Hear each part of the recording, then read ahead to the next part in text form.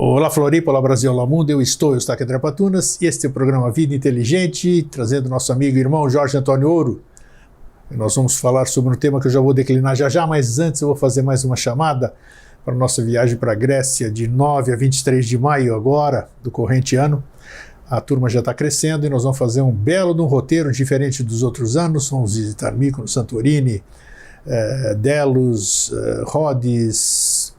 Vai ser uma viagem maravilhosa, fora Atenas, os museus. Vão ser 14, 15 dias de muita paz, muita harmonia, no berço da civilização, um pouco da história. Tudo isso aí que você ouviu ao longo desses anos sendo falado aqui no Vida Inteligente, você vai pisar em boa parte de onde se desenrolou essa história, esses grandes sábios, os filósofos e tudo assim. Bom, e antes de mais nada eu vou apresentar o meu convidado, né? O Jorge, você tá bom?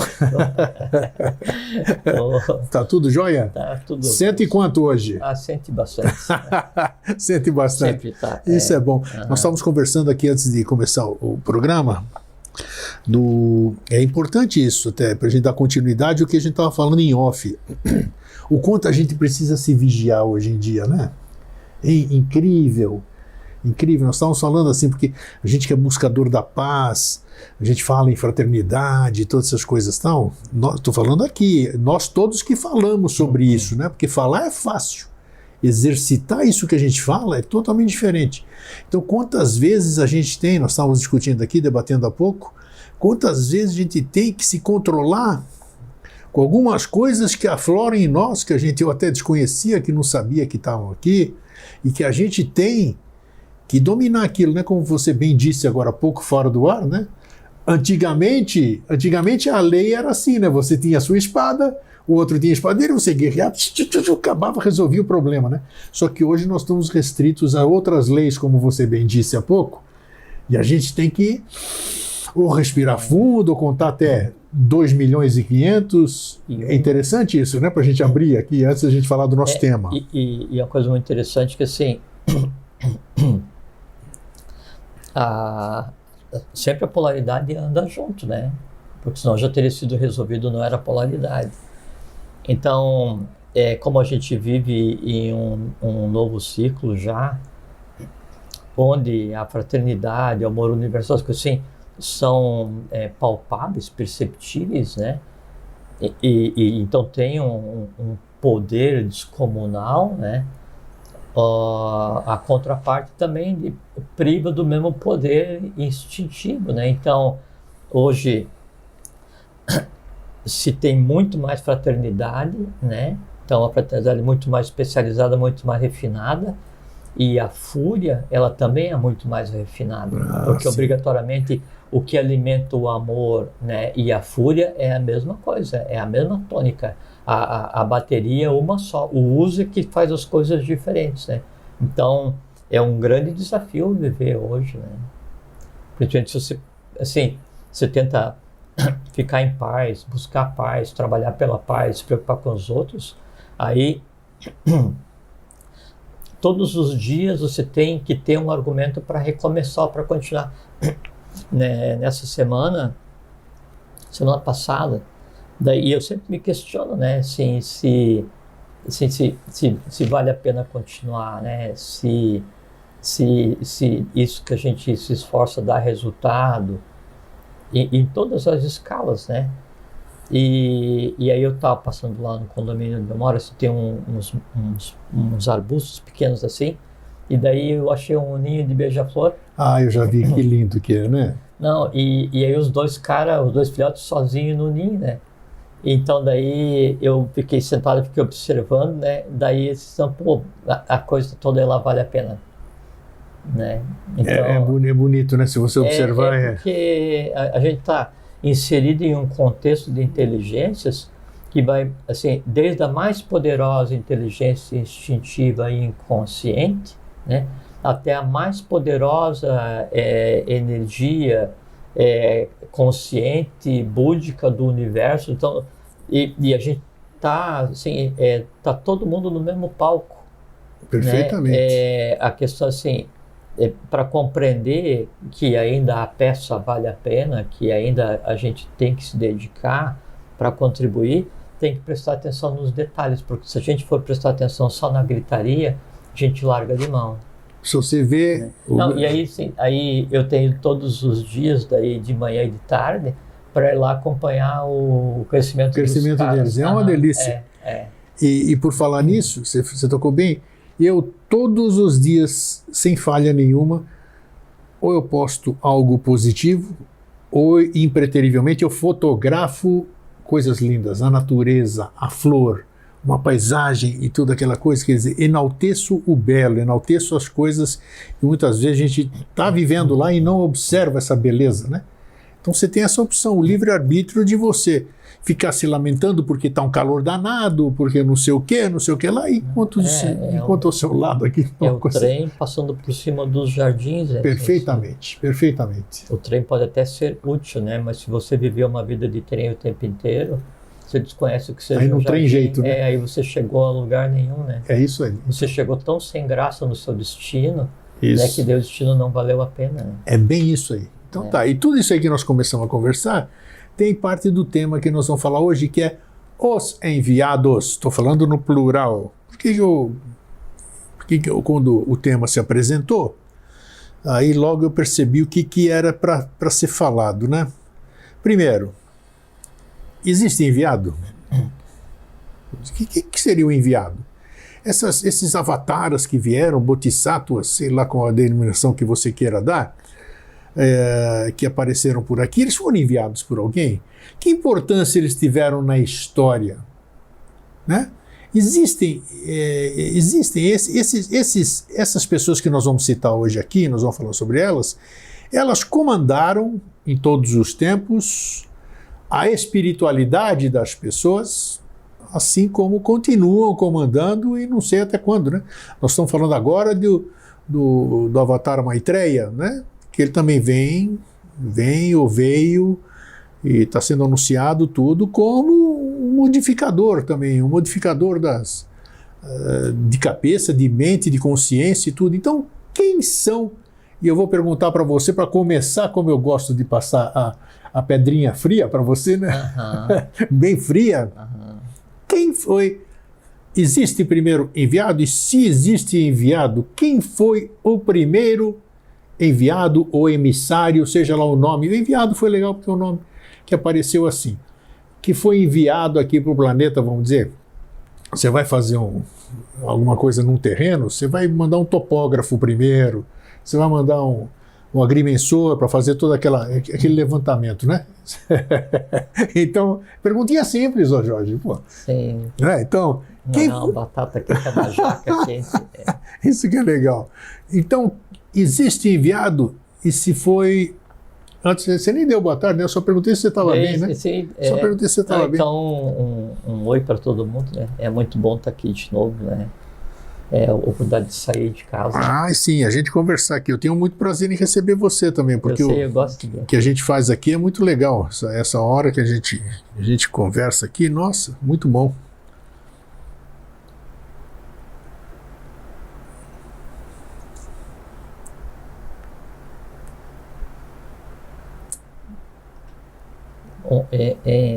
Enviado, do ponto de vista etimológico, é só aquilo que é colocado no caminho, né? Colocar alguém no caminho é o enviado, né? Que é colocar via de caminho, e o AR, o A do OAR de enviar, aí é reformadora de verbo, né? Então é colocar alguém no caminho. Você daí, na tua pergunta, você definiu parte do processo que é o que produz o que a gente chama de enviados, né? Que é quando então você vai fazer alguma coisa, você tem que mandar alguém antes para preparar, para depois então começar a fazer o que você realmente quer, né? Então, primeiro não existe assim um enviado 100% consciente como representante de um Deus antropomorfizado que vem para fazer alguma coisa, assim como não existe aquele que é o interlocutor para com Deus, e aí tudo tem que ser através dele. Tem uma fala do próprio Jesus, o Yeshua, que também são nomes profanos, né? Não tem nada a ver com o nome dele, né? Sim.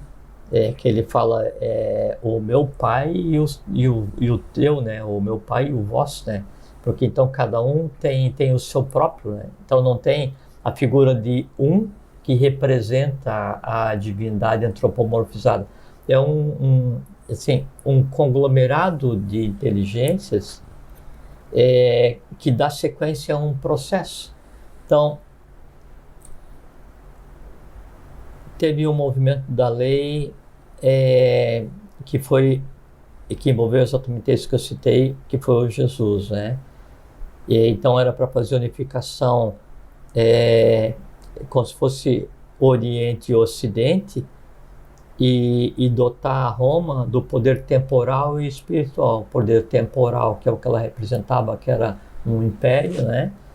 E o poder espiritual baseado num influxo que daí foi antropomorfizado, que é esse que a gente dá o nome de Jesus. Só que antes disso, para que isso se tornasse possível, a própria Grécia teve que existir, que foi a primeira transposição do conhecimento do Egito, né, em direção ao Ocidente, e foi através da Grécia, porque todos eles foram iniciados lá, né? Quando esse evento cíclico não dá certo, né, e acontece daí a cessação da existência do Jesus, imediatamente então se inicia um passo seguinte. Só que esse passo seguinte começa a se preparar o evento que vai acontecer 900 anos depois, né? E aí esse evento ele tenta ser engendrado também.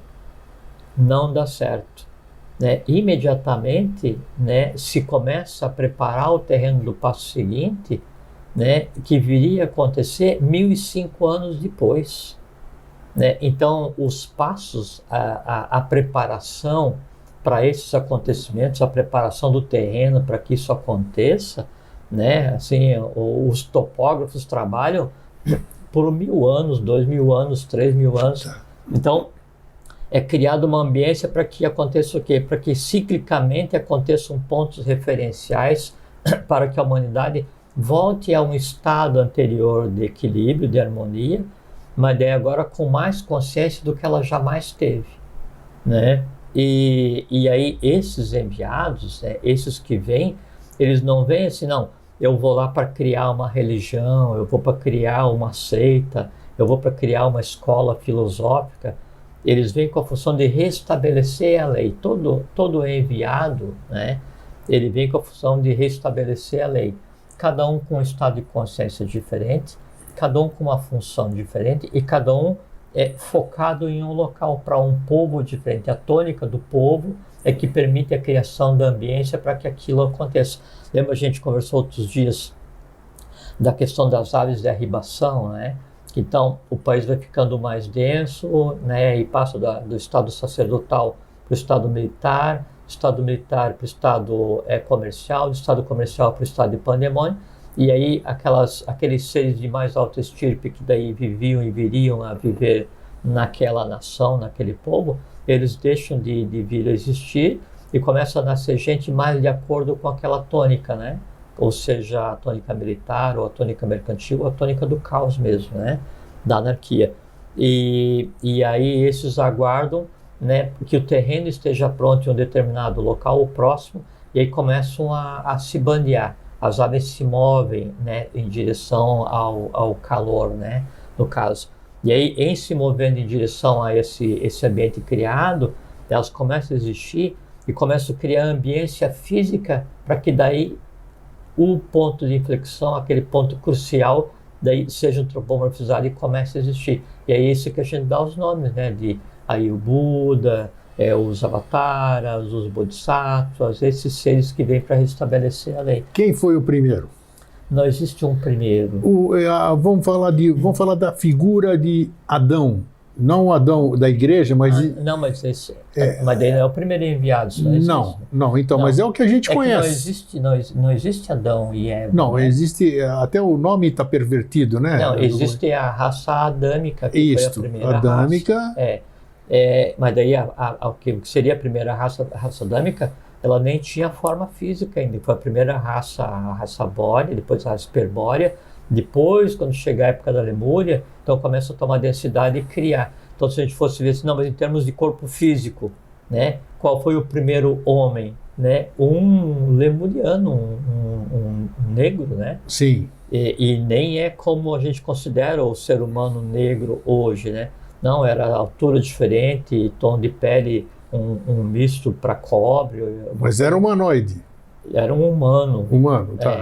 No conceito que a gente tem em termos de matéria. Sim. Depois aí foi evoluindo.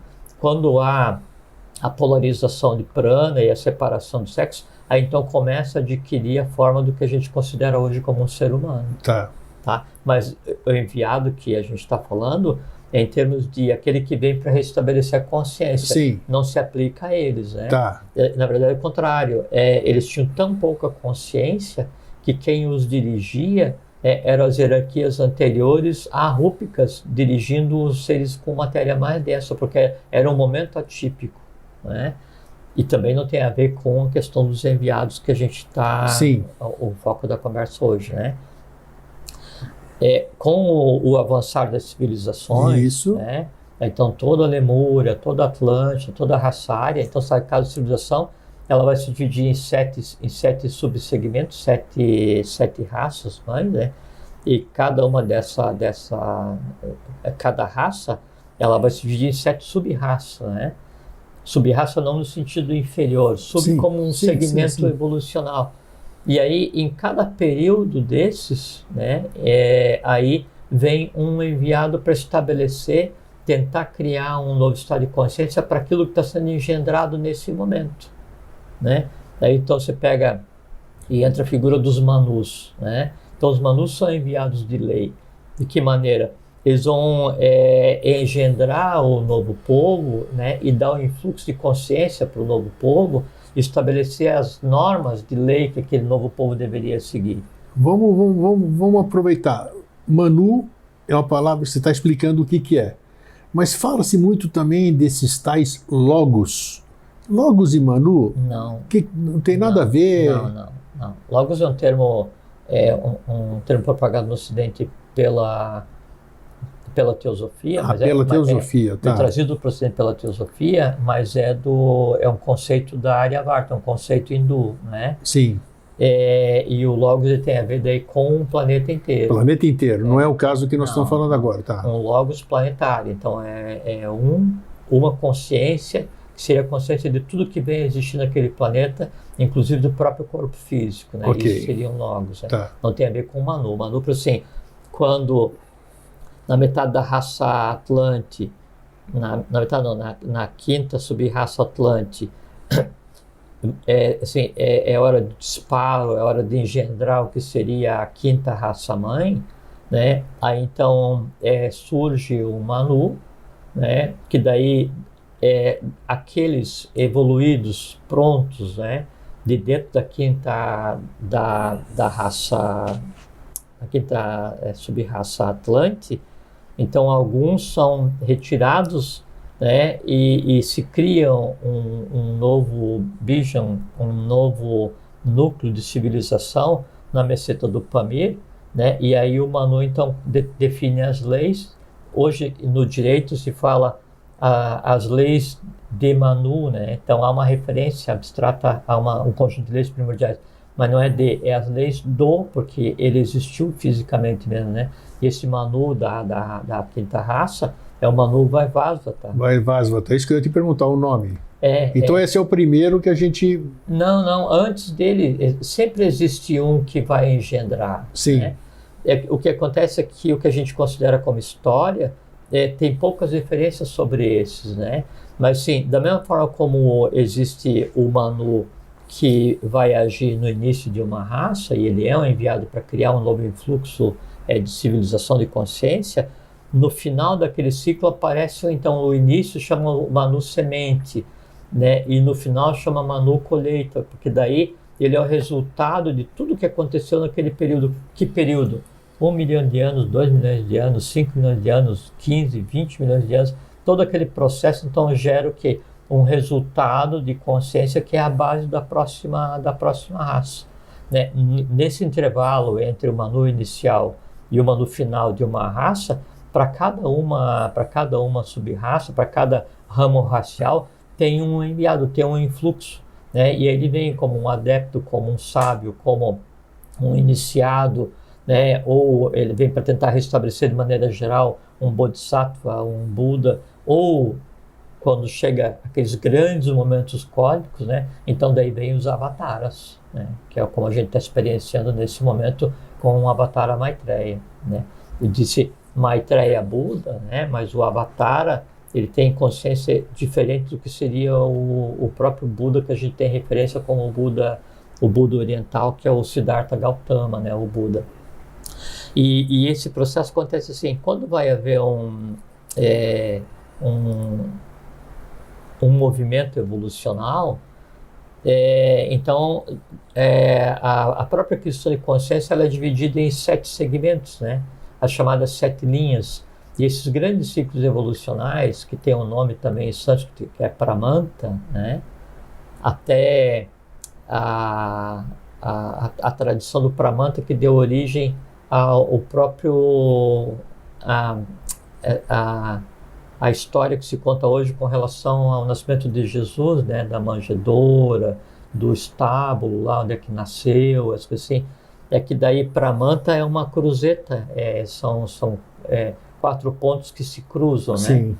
Daí o ponto onde as duas varas, né, o norte, sul, leste, oeste, se encontram, o ponto no meio, é onde acontece a fricção evolucional. Da fricção evolucional é que surge Agni, que é o fogo sagrado, né?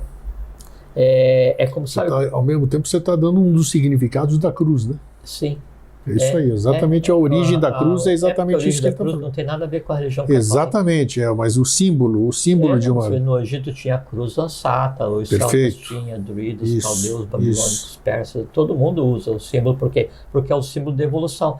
E aí então na tradição védica tem o Tuastri e Maya, que são o pai e mãe de Agni, né? E aí através da fricção, né, Agni vai surgir, né? E Agni surge, e a primeira manifestação em termos de matéria de Agni é Vak, né, que é o verbo, né? Aí por isso se cria a manjedoura com Jesus. Isso, toda aquela simbologia, que é uma simbologia. É uma simbologia que é repetida em várias tradições, a mesma simbologia a Igreja Católica adotou.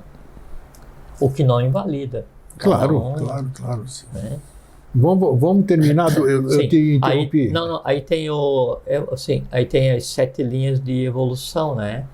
E por isso que são daí 7 raças-mães, 7 sub-raças, ramos raciais, e aí esse conjunto de 7 vezes 7, mas não sei o que e tal. Daí define quantas vezes cada mônada vai reencarnar em cada ramo racial. Então é uma mecânica assim, preciosíssima, assim, sabe? E ultra precisa. Então daí tudo vai acontecer em 7 linhas de evolução dentro desse Pramanta, né? E aí algumas noções, algumas referências desses seres ligados a essas linhas de evolução, e que se pode considerar também como enviados de lei para contribuir para que a humanidade ela siga o seu caminho, são as chamadas linhas do Pramanta. Você já deve ter ouvido falar, você já deve ter ouvido falar, porque assim, quem lê assuntos filosóficos, uma ou outra vez já cruzou com o nome Moria, né?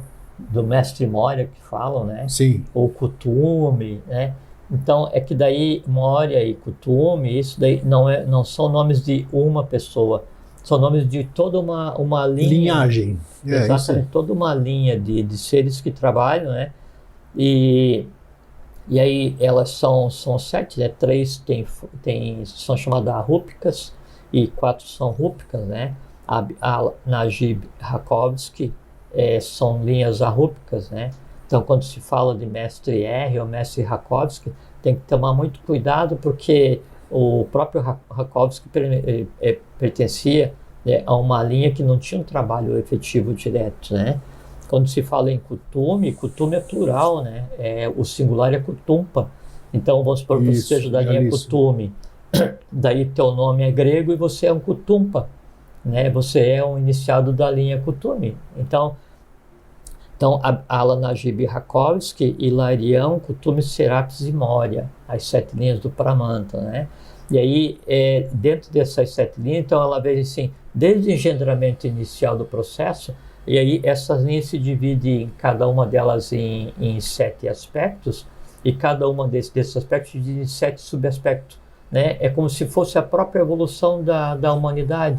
E daí, então, dentro desses aspectos e subaspectos, há um conglomerado de seres, cada um com um trabalho específico. Então, ele vem, tenta restabelecer a lei, cria uma escola filosófica, quer dizer, dá uma filosofia, se retira e se transforma em uma escola, né?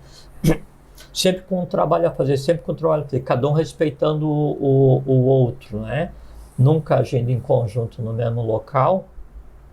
E o principal é assim, qualquer que seja o nível do enviado, desde um Buda, desde um Avatara, até um adepto, não importa qual é o nível do adepto, primeiro, segundo, terceiro grau de adeptado, obrigatoriamente ele não pode interferir, né? Então, qualquer que seja enviado, ele vem e indica a direção, contribui, né, dá opinião, passa o ensinamento e se retira porque a humanidade tem que seguir os seus próprios passos, né? Mas o que acontece é assim, tem uma expressão latina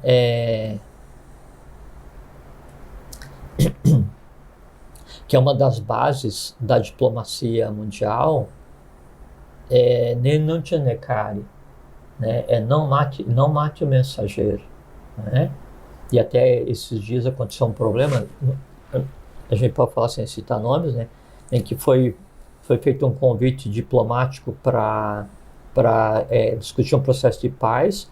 Aí um país enviou o diplomata e aquele que tinha sugerido para fazer o processo em encontro de paz, né, matou o diplomata. Então isso é um erro que não se praticava, né, e não se pratica nem na época das guerras, assim, que dizem Roma contra os bárbaros, né, gregos contra os persas. Ainda assim, né, nunca se matava o mensageiro, né? E a gente está no momento atual da humanidade, num pandemônio social de tal monta que até os mensageiros são mortos. Mas, fecha parênteses, o que acontece daí nesse Nenantia Necare é que quando vinham, quase sem exceção, os mensageiros da divindade, os enviados para tentar restabelecer a lei, a humanidade dava cabo deles, né? Sempre, né? A história pelo menos conta isso, né? Praticamente todas as vezes. Ou matou diretamente, né? Ou matou indiretamente, que assim, a ambiência, né, humana, para que o enviado pudesse propagar a sua voz, ela era de tal forma caótica e de tal forma inapropriada que aquilo antecipava a morte do mensageiro, né, trazendo para a humanidade todos esses ônus, né, de dar cabo antecipadamente de todos aqueles que vieram tentar restabelecer a lei. Aí vai de Sócrates a Jesus. Nós já discutimos sobre isso, que a gente falou, eu disse aqui que todos falharam, e na verdade não falharam. Não, né? falharam, não. Eles só não conseguiram chegar onde...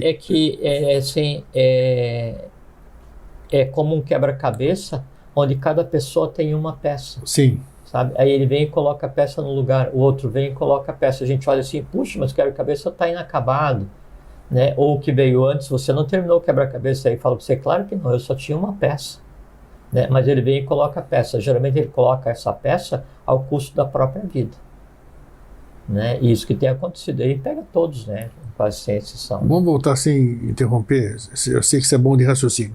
Nós estamos falando do Vaisvasvata, que é o Manu. Vamos estabelecer essa linha para que eu entenda e que as pessoas que estão assistindo entendam. O Manu, o que ele é? Vamos repetir o que é o Manu? É aquele que vem na frente para preparar tudo? Sim, o Manu o que vai... Tem muitos nomes essas... Não, Manu é uma função. Manu é uma função. Então assim como Bodhisattva é uma função, Buda é uma função, Avatar é uma função. E o que determina a função? O nível de consciência com relação ao todo. Tá, mas o primeiro então é o Manu. Quem vem é o Manu. Quando é para engendrar aquela raça, o que vem é o Manu. Sim. Né? Então, O Vaisvasata veio quando foi para engendrar a raça Arya como um todo. Ok, né? tá. Aí agora vem a 6ª raça. Vai né? vir novo Manu ou já veio o novo Manu? Tem o próprio Pramanta tem um nome que eu não vou declinar. Tá, e o não Manu pode, tem tá. um nome que também não vou declinar. Ah, não pode, tá. Não, é Ok. que quando vai chegando no final de ciclo, então são várias sub-raças, né? Dentro de cada sub-raça um ramo racial, aí chega um momento em que é aquele ponto de lançamento para o seguinte, então se cria o que chama de 8º ramo racial. Sim. Né? E quando é criado o 8º ramo racial, então esse ser tem que estar presente, porque ali está sendo gestada em todos os planos a semente da raça seguinte. Né? E aí isso é uma coisa assim de grande impacto, e por isso que isso coincide com o surgimento daí do Avatara. Né? Tá, então, diz que chegou onde eu queria, e afunilou. Manu e Avatara, São seres diferentes. são seres diferentes. E funções? Diferentes completamente. Tá, mas agora nós estamos falando época de Maitreya e época de Manu. Uhum. Como é que eles trabalham? Como é que caminha isso aqui? É que o Manu ele veio preparar a ambiência para que Maitreya pudesse acontecer. Tudo bem, tá. Né? E Maitreya é um O Manu, como você disse, é um ser físico também. Todos são. Todos são físicos, Todos ok. são. E todos vêm com colunas também? Os Manus também vêm? Todo mundo vem com coluna? Vem com tudo vem em 3. Coluna com coluna, coluna com coluna. Ok. É uma pirâmide. É uma pirâmide. Perfeito. Né? Sempre aquele ser, ele é a cúspide, né, da pirâmide, né? E aí aquilo é como no caso das linhas do Pramanta, né? Você pega uma linha do Pramanta qualquer, com aspecto ou subaspecto, e daquilo se propaga, né, em coluna, cada coluna com coluna. Então, cada um tem 2, cada um tem 2, cada um tem 2, vem. Aí você pega todos os que vão agir, né, para dar a condução da humanidade, às vezes simultaneamente, em vários países. Né? Então, O Manu, eu vou fazer uma coisa que eu nunca fiz em programa nenhum, mas como já aconteceu, eu vou conferir se o som está saindo, mas nós vamos conversando aqui. O Manu convive com o Avatara? Ele está aqui no momento, vamos dizer assim? Ele está no nosso momento aqui? Você quer que eu fale para você ouvir? Eu quero que você fale para eu ouvir. Ah, tá. Você está me ouvindo? Estou te ouvindo e estou me ouvindo também, então o som está ótimo, Então, beleza. Tá bom.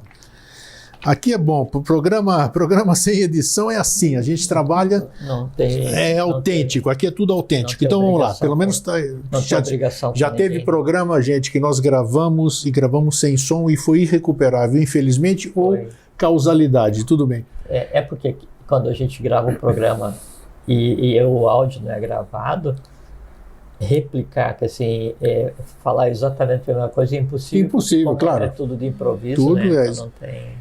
Então, vamos lá. Manu. O Manu, ele permanece enquanto o ciclo muda, não muda? É isso aqui? Resumindo, você não pode falar o nome, mas você pode responder tranquilo. Ele está conosco. Assim, coexiste Manu e Avatara por um tempo, né? Sim. Depois o Manu, o trabalho dele cessa, porque ele cria ambiência para aquele Então não está mais trabalho aqui. Aquele trabalho todo se desenvolva, né? E aí, uma vez dado aquele empuxo inicial, daí as derivadas, né, desse Manu, daí tendem a agir para empurrar aquele novo influxo de consciência, não influxo civilizatório, influxo de consciência. Né? Então, Manu está no planeta, digamos assim? Sim. Então é essa que era a pergunta. Então, claro, beleza. Então, claro, lógico, todos eles. Né? Então, só voltando, então tem as linhas do Pramanta, ela se divide, e aí são vários seres. Aí pergunta assim, mas o que é um enviado? Daí, Buda é enviado? Sim. Um Bodhisattva é enviado? Sim. Um Avatar é enviado? Óbvio. Um Manu, eu falei Manu, né? Falou. Sim. É enviado? Sim. Um discípulo é enviado? Sim. Um adepto é enviado? Sim. Um mestre... O Buda, acho que você óbvio, falou. Tá. Um mestre de uma linha do Pramanta? Sim, óbvio. Cada um com uma função específica. Então, um enviado é só aquele que vem trazer uma mensagem, né? Só que a mensagem que os enviados, né, quem trabalha em função da lei, só fazer um parênteses para não ter interpretação errada. Isso. Eu falei que um discípulo também é um enviado, porque, e não um especificamente, todos os que trabalham em função da lei, Ou são. porque, lógico, porque de uma forma indireta, ele vai estar ligado a um mestre, que vai estar ligado a um evento, então sempre na capilaridade ele também tem uma função, todos têm uma função. A gente podia até expandir isso e dizer que cada ser humano vivo tem uma função. Eu acredito cada nisso ser também, humano claro. vivo tem uma função, né? O que existe, que vai existir nele é aquela briga para ver, eu vou me dedicar para cumprir a minha função ou eu vou me perder nas delícias do paraíso, né? Paraíso terrestre, assim. Me veio a imagem do formigueiro, né? Todo mundo sabe o que tem que fazer. Lógico, claro. O que acontece que daí no formigueiro toda a fraternidade ela é obrigatória, porque é através do ácido fórmico que então as normas são passadas, né? Sim, mas é uma o formigueiro, forma. ele sabe a função dele no formigueiro, mas não sabe para onde ir. Então quem fala para ele para onde ele tem que ir é o companheiro mais próximo, né? Então, em termos de fraternidade, apesar da formiga ser um elemento kármico, né? Porque ela vem para destruir o que o humano constrói, né? Sim. Mas se a gente pegar a formiga ou se pegar a abelha, uma colmeia, melhor, né? A mesma coisa. Cada abelha, ela tem uma função, ela nasce com aquela função, né? E o contato com o próprio alimento, né? O contato entre elas, o contato com a mecânica da colmeia é que diz o que ela tem que fazer, onde ela melhor faz aquela função. Então, você acabou de dizer que o ser humano também tem um tipo de coisa similar. Sem dúvida, por quê? Porque nós somos ser humanos, se fossem todos nós, fossem várias gemas de uma mesma clara, né? Todos nós nos alimentamos e vivemos no mesmo aquário, na mesma coisa. O que acontece é que daí o contato com o outro que devia me dar a direção me causa antipatia, né? Então, ao invés de eu ver o outro como meu irmão, eu vejo como meu inimigo. Como ele é meu inimigo ou ele é uma ameaça para mim, né? Então, eu fico sem saber muito bem a minha direção, porque para eu saber a minha direção, eu dependeria do contato com todos. Por isso que tem o Atniat Niatat, o um no todo e o todo num, é porque só todos juntos é que descobrem qual é a direção de cada um. Mas é interessante, veja só, você vai falando, eu fico me encucando aqui, porque nós temos o Manu aqui, nós temos um avatar aqui.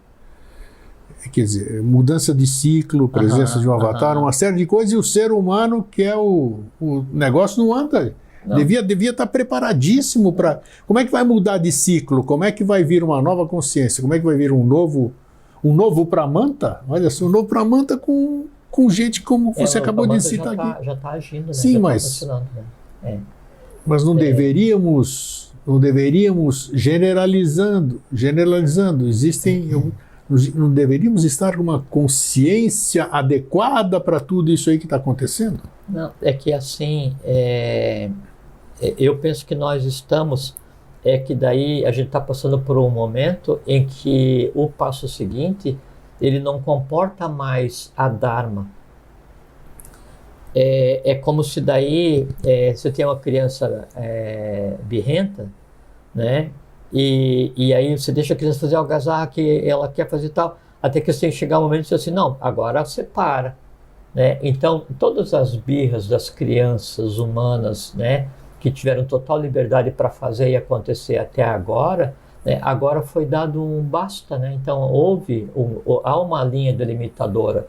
Então, isso tudo que está aqui agora, ele não passa para a etapa seguinte obrigatoriamente.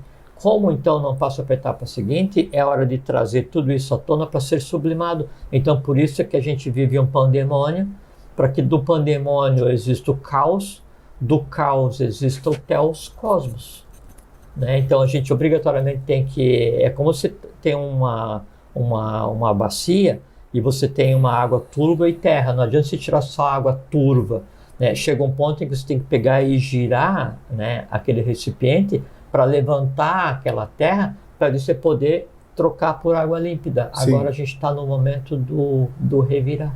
Então, por isso que aparentemente, né, esse pandemônio não tem solução. Não, é que o pandemônio ele só está existindo porque ele está de mão dada com a solução, senão não existiria.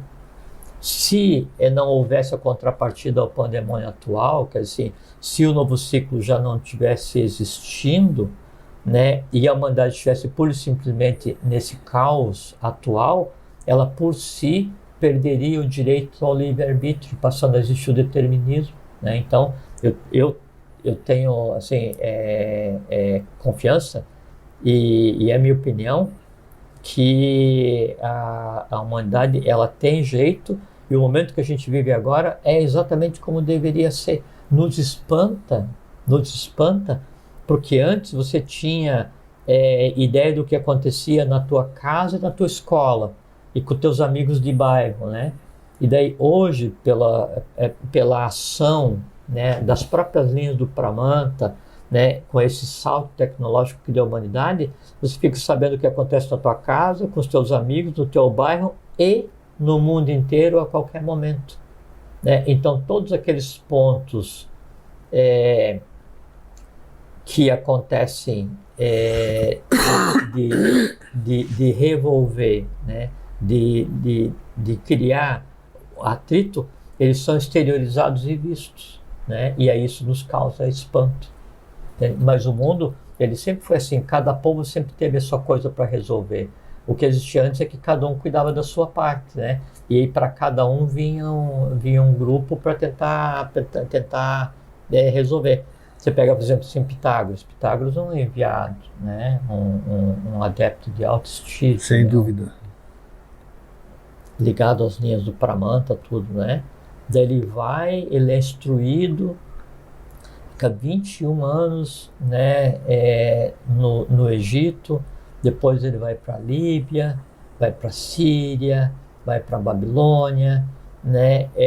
Aí, às vezes, alguns lugares ele foi porque quis, outras vezes é porque ele foi aprisionado. Quando Cambises invadiu o Egito, daí ele vai e é mandado para a Babilônia, daí ele tem contato com conhecimento complementar, para depois de assim, quase 40%, 50% da vida dele estudando para descobrir o que ele deveria fazer. E aí então ele funda o instituto, né? E aí volta para a Grécia, começa a espalhar o instituto por várias das cidades-estado e nas colônias gregas, que a Grécia na época era império também, ela assim, a Grécia que é aquele bem, aquele bom, aquele belo, expandido a fio de espada. Todo império de início ele se expande a fio de espada, porque não adianta você ir lá e falar pro bárbaro. O bárbaro é um termo criado pelos gregos, né? Que bar é aquele que não falava grego, né? Era o bárbaro, né? Então, não adianta você ir lá para aquele que está loucamente a Dharma, não senta aqui e vamos filosofar. O cara não quer saber disso, não. Então é o seguinte, agora você senta porque você tem que filosofar, né? Então, as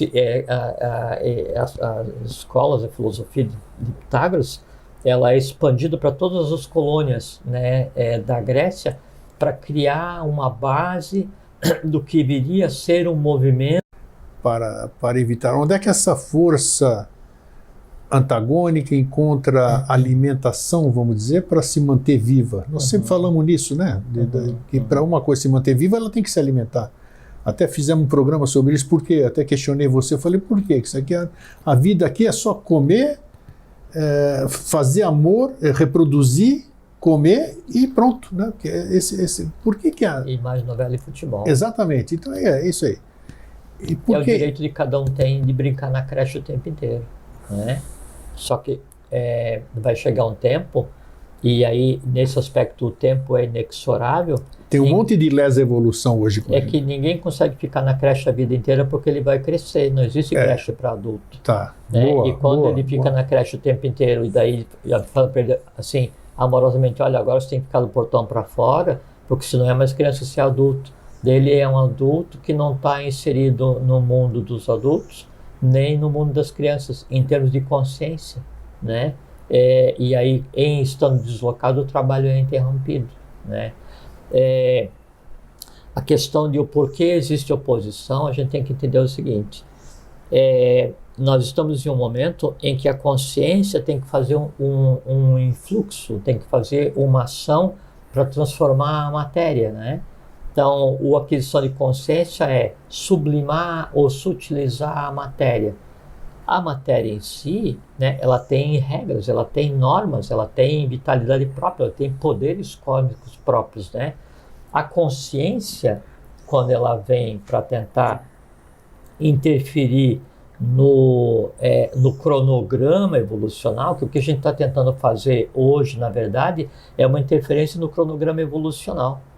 Ao invés de andar naquela parcimônia que se andava antigamente, tudo, pode ver que hoje tudo acontece loucamente, desabalada a carreira. Rápido. Cosmicamente, principalmente. Por quê? Porque a gente tem que recuperar um tempo, né, de algumas não conformidades. Então, esse aprestamento, esse saque contra o próprio futuro, né, isso causa uma resistência da matéria, porque a matéria ela não tem discernimento que ela tem que evoluir. E o que tem na matéria? Na matéria tem todos os nós, todas as potestades, todos os devas, todos os seres de alta hierarquia que só tem consciência elemental, né? Então a vida hoje, e o colocar a humanidade nos eixos e o dar consciência, é causar assim uma aceleração no processo de aquisição de consciência da matéria. Essa que é a resistência, porque assim o reino mineral evolui,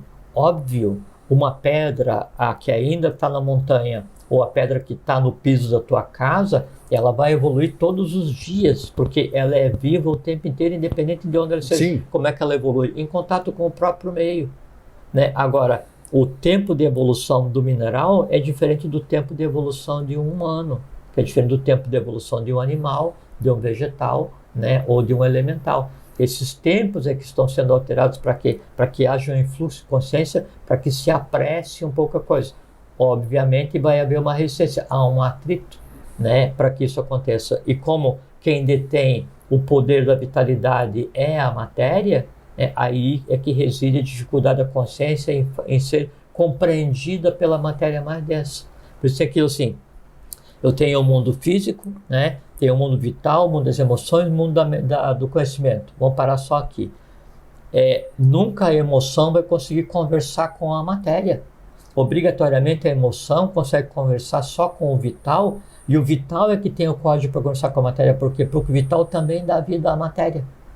Nunca a matéria vai conseguir agir razoavelmente. Por quê? Porque a razão só consegue conversar com a emoção, para que a emoção converse com o vital, para que o vital converse com a matéria. Lembra aquilo de daí se planta a coisa adequada dependendo do terreno? Então, há uma impossibilidade material de conversa entre os planos, a não ser aqueles que estão ligados. Então, esse caminho de fazer daí com que a consciência, né, mude a razão, a emoção, para que mude a vitalidade, para que mude o físico, esse que é o grande trabalho a ser feito, né? E no momento atual, depende 100% do processo que a gente chama de vida. Por quê? Porque o cérebro é o ordenador do processo, o sistema cérebro espinhal, que é o que vai fazer a ordenação e o contato entre as coisas. Porque se eu não tiver o Maniotécio Fares que a mente dá, né, depois de perdido o corpo físico, eu tenho que esperar. Por quê? Porque eu não consigo engendrar discernimento se eu não tenho mais, né? E aí aquilo que estava ligado a essa existência que eu mesmo engendrei,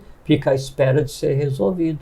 E isso acontece em escala para toda a humanidade em todos os reinos, né? E as tentativas de fazer esse aprestamento, essa empurrada, né, para a humanidade, são o que a gente chama de os enviados.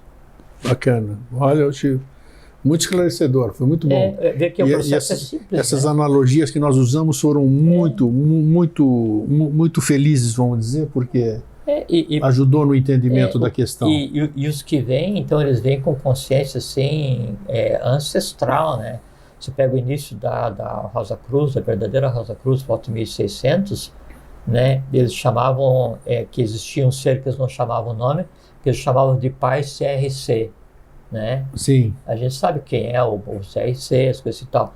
Daí ele veio e aí então eram só 7, e aí cada um desses 7 foi enviado para um país, né?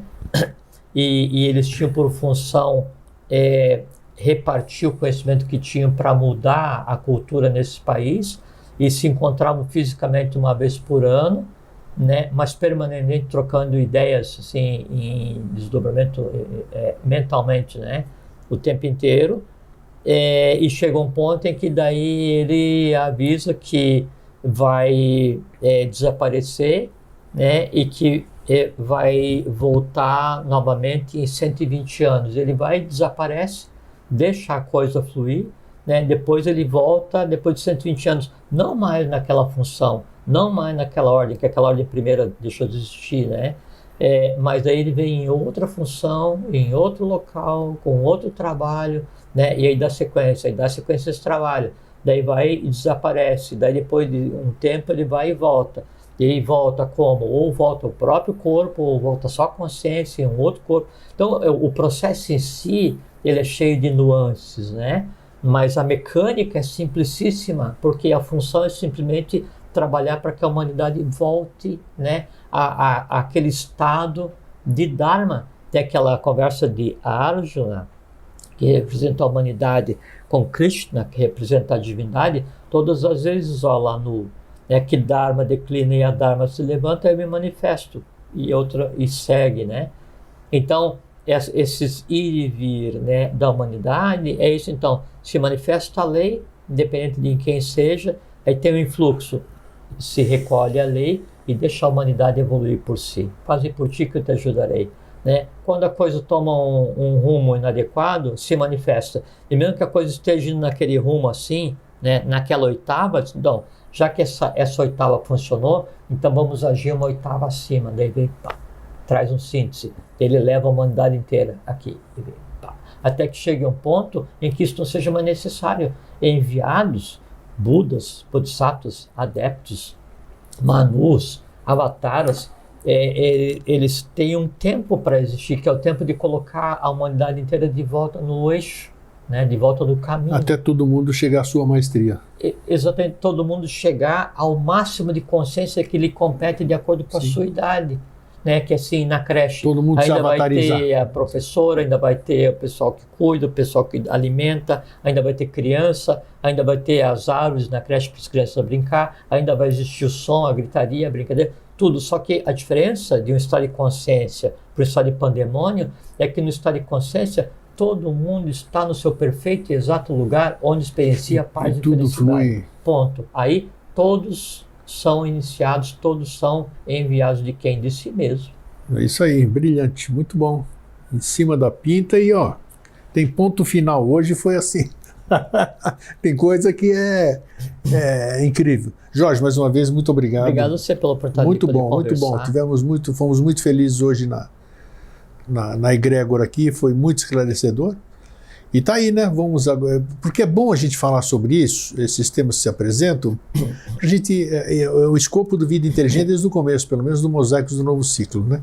Que é desmistificar e desmitificar ou dar condição de um entendimento novo, né? Porque a gente só tem o que tem por aí, né? O que já foi publicado. O importante dessa nossa conversa de hoje, eu penso que assim, é que as pessoas percebam que daí não tem aquele enviado que diz que vai falar em nome de Deus para você e te pedir alguma coisa. Isso não existe. Isso é só um humano querendo arrumar uma maneira mais fácil de ganhar a vida. Perfeito. Né? Primeira coisa. E a segunda coisa é que nós não estamos órfãos da divindade, nós não fomos em nenhum momento abandonados, né? O cosmos, a divindade, o absoluto, né? E os irmãos mais velhos que a gente tem se preocupam e agem em função da humanidade hoje, como sempre agiram até quando não seja mais necessário, porque nós vamos ser os irmãos mais velhos. Daí, não mais dos seres desse momento evolucional, mas da próxima raça, ou do próximo sistema planetário, ou da próxima galáxia, ou do próximo universo. Aí, uma vez preparado, aí a gente vai para onde nos mandarem trabalhar. Perfeito. Só isso. É bem isso. Então é isso aí, gente. Para vocês que ficam, um fraterno abraço e um feliz sempre. Fiquem bem, fiquem em paz, tenham uma boa vida.